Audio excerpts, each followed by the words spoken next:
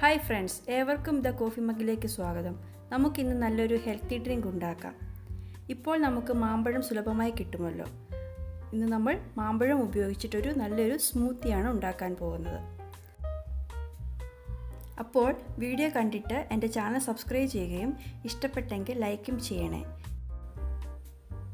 ഇനി നമുക്ക് സ്മൂത്തി റെഡിയാക്കാൻ തുടങ്ങാം. അതിനായി തൊലി കളഞ്ഞ നല്ല പഴുത്ത പുളി കുറഞ്ഞ മാമ്പഴം ചെറുതായി അരിഞ്ഞത് ഒരു 2.5 കപ്പ് എടുക്കുക.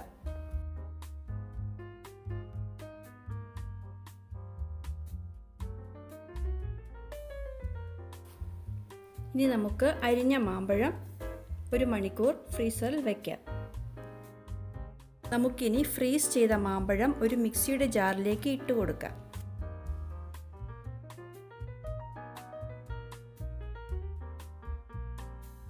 അതിനുശേഷം നല്ല തണുത്ത 1 കപ്പ് പാല് അതിലേക്ക് ആഡ് ചെയ്യാം.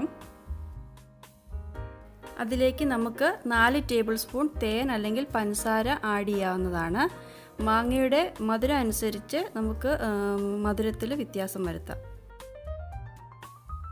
ഇനി അതിലേക്ക് 1 കപ്പ് യോഗട്ട് അല്ലെങ്കിൽ പുളി കുറഞ്ഞ തൈര് ചേർത്ത് കൊടുക്കുക.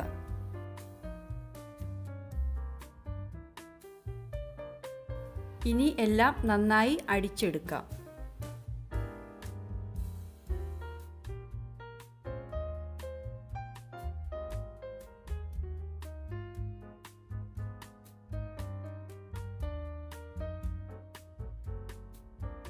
നമ്മുടെ സ്മൂത്തി റെഡി ആയിട്ടുണ്ട്.